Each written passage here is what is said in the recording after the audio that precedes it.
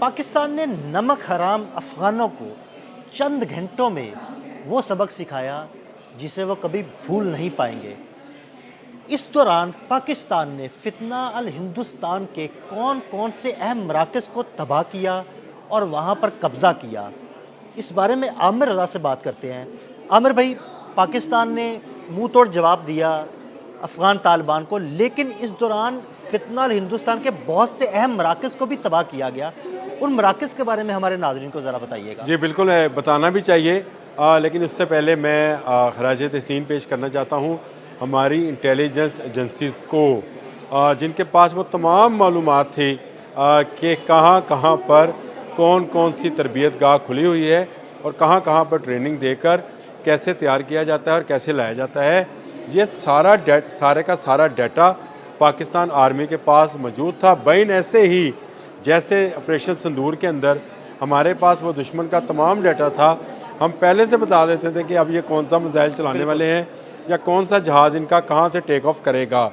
इसी तरह की सूरत हाल जो थी अफ़गान बॉर्डर पे थी। शायद दुश्मन ये समझ रहा था कि पाकिस्तान के तमाम एजेंसीज़ की, आर्मी की तमाम तवज्जो जो है वो भारत की तरफ यानी अपनी मगरबी सरहद पर है और कश्मीर की जानिब है, जहाँ पर भारतीय दूरंदाज काम करते रहे हैं।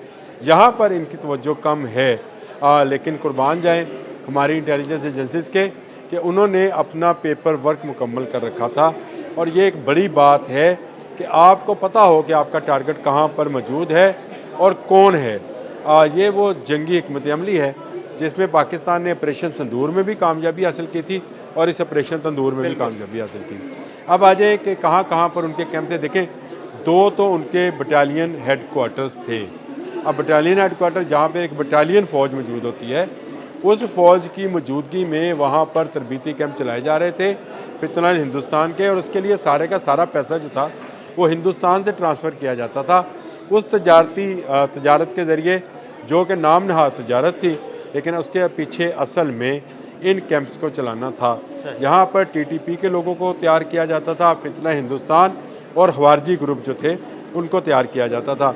एक तो मैंने आपको बता दिया कि इनका दुरानी जो था हेड क्वार्टर था, ये बटालियन हेड क्वार्टर था, और ये दूसरा कनेक्टिंग समझे बेस था।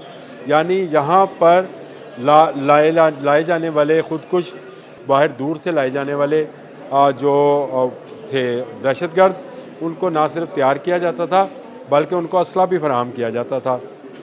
ये हेड क्वार्टर भी था। इसके साथ साथ गजनाली हेड क्वार्टर भी था। ये गजनाली हेड क्वार्टर जो था ये भी बटालियन हेड क्वार्टर है, नवशकी में ये मौजूद है। और इस बटालियन हेड क्वार्टर के अंदर भी इसी तरह का कैंप था। एक बलूचिस्तान के लिए काम कर रहा था, एक खैबर पख्तूनख्वा के लिए काम कर रहा था। तो इन कैंप्स पर से तैयार किए जाते थे दहशतगर्द, और उन दहशतगर्दों को फिर पाकिस्तान लाया जाता था। लाया किस तरह से जाता था वो आपने हफ्ते की रात को देख लिया कि ये फायरिंग का सिलसिला शुरू करते थे और लग यूँ रहा होता था कि शायद जैसे ये ऐसी फायरिंग है कि किसी को रोकने के लिए की जा रही होती है, लेकिन दरअसल इस फायरिंग के नतीजे में बॉर्डर क्रॉस कराया जाता था। अब इनका पतिका में ज़िला बरनाल है, वहाँ पर इनके दो कैंप काम कर रहे थे। एक लैंडमैन काम कर रहा था, एक मुर्ग कैंप काम कर रहा था। यहाँ पर भी यही ट्रेनिंग थी। और अगर आपको पिछले दिनों दहशतगर्दों के नाम पता चले हों, अबू हमज़ा था, जैसे मशहूद था, अख्तर था, उमैर था, उमर मीडिया था, ये वो सारे लोग थे जो कि इन्हीं कैंप्स से तरबियत हासिल कर रहे थे। जिन दो कैंप्स का मैंने आपको नाम लिया, इसके अलावा भी इनके कैंप थे जिनको तबाह किया गया है। ये इनकी चौकियाँ भी थी और कैंप भी थे। यानी ये कैंप फिर मरहलावार चलते हैं। बटालियन हेड क्वार्टर के बाद इनकी चौकियाँ शुरू होती थी, तो एक जगह से दूसरी जगह मुंतकिली जो थी वो आसान थी। और दिलचस्प बात यह है कि ज़्यादातर लोगों को अफ़गान फ़ौजी वर्दियों में ट्रैवल कराया जाता था, और उसकी बड़ी वजह यह है कि हमारा अफ़गानिस्तान के साथ, अफ़गान फ़ौज के साथ कोई क्लैश नहीं रहा है। और हम ये समझते हैं कि शायद उनकी फ़ौज मूव हो रही है, लेकिन असल में ये वो दहशतगर्द है जो आखिरी चौकियों पर जाकर अपना लिबास तब्दील करते थे। फिर इनको रात के अंधेरे में जिस तरह से फायरिंग की जाती थी, उसी फायरिंग के नतीजे में इनको निकाल दिया जाता था। इसमें असमतुल्ला कैंप था जो स्पिन बोल्डिंग में कैंप था, तुर्कमानी कैंप था, ब्रामचा कैंप था, ब्रामचा भी तबाह किया हमने। तो ये तमाम कैंप्स हैं जिन पर पाकिस्तान ने ताक कर गोले बरसाए और इनको नीस्तो नबूद कर दिया, तबाह कर दिया और इन पर कब्ज़ा कर लिया। ये असल में वो तरबियत गाहें थीं, वो स्कूल्स थे जहाँ पर दहशत गर्दी की तरबियत दी जाती थी। पैसा इसके लिए हिंदुस्तान दे रहा था और तालिबान ना सिर्फ अपनी कमाई कर रहे थे बल्कि तैयार करके पाकिस्तान में मज़ीद दहशत गर्दी जो है उसको बढ़ावा दे रहे थे और इसी को रोकने के लिए ये ऑपरेशन किया गया। दिलचस्प बात है अदील भाई कि ये खैबर पख्तूनख्वा और बलूचिस्तान में बैक वक्त इन्होंने गोलाबारी तो नहीं, फायरिंग शुरू की थी। फायरिंग शुरू की, उसके बाद इन्होंने रॉकेट लॉन्चर्स का इस्तेमाल शुरू किया, शहरी आबादी को निशाना बनाया, डाइवर्ट करने की कोशिश की कि पाकिस्तानी फ़ौज जो सरहदों पर चौकस थी उसको डाइवर्ट किया जाए कि शहरी आबादियों की तरफ उनकी तवज्जो जाए और हम भी उसके नतीजे में शहरी आबादियों को निशाना बनाएं। लेकिन पाकिस्तान एक सबक सीख चुका है कि कभी आपको जंगी हालात में भी शहरी आबादियों को ता वक्त है कि वहाँ पर दुश्मन जाकर छुप ना जाए, निशाना नहीं बनाना। बिल्कुल ऐसे ही। ऑपरेशन संदूर में भी हमने यही किया। उन्होंने शहरी आबादी पे, अमरीद के में, बहावलपुर में, शहरी आबादी में, मदरसों पे, मसाजिद पे हमला किया। हमने उनकी फ़ौजी चौकियों को तबाह किया था। इस बार भी हमने उनकी जो चौकियाँ हैं वो तबाह की, जो कि 9 के करीब हैं और उनके 2 बटालियन हेडकोार्टर से उनको तबाह और बर्बाद किया है और वो अपने सफ़ेद झंडे लहराते हुए अभी एक मीम मुझे सुना रहे थे।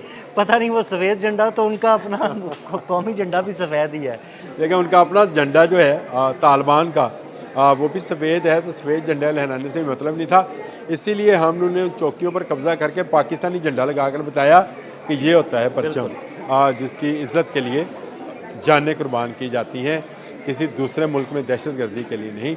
मैं फिर कहूँगा कि पाकिस्तान एक दिफाई फ़ौज रखने वाला मुल्क है।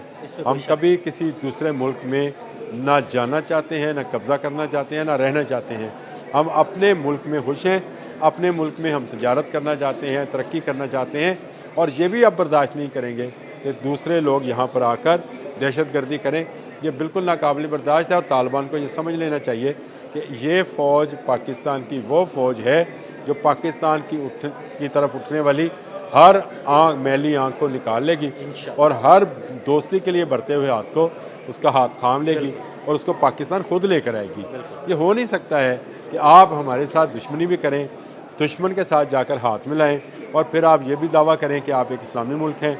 आप इस्लामी मुल्क नहीं रहे, क्योंकि आपने एक इस्लाम दुश्मन मुल्क के साथ आप जाकर हिंदुस्तान में अगर मुसलमानों की हालत ज़ार को देखें, वहाँ पर होने वाले मज़ालम को देखें, तो आप किस तरह से कह सकते हैं आपका वज़ीर हाजा तो अब मंदिर खोलने जा रहा है। बिल्कुल ठीक है ना। अब तो यहाँ हो गया कि आपको नोटों की ज़्यादा ज़रूरत है और इन्हीं नोटों के लिए आप पाकिस्तान में फितना हिंदुस्तान और फितना ख़वारिज को दाखिल कर रहे थे, जिसका रास्ता हमेशा के लिए पाक फ़ौज ने रोक दिया है।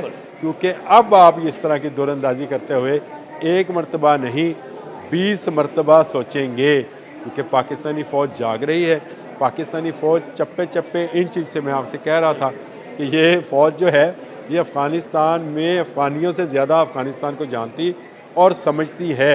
ये बाहर से आई हुई फ़ौज नहीं है, ये इन्हीं इलाकों की ज़ुबान, कल्चर, सकाफ़त और ज़मीन को समझती है और ये एक जंगी हिकमत अमली में वो चीज़ें हैं जो उसको कामयाबी दिलाती हैं।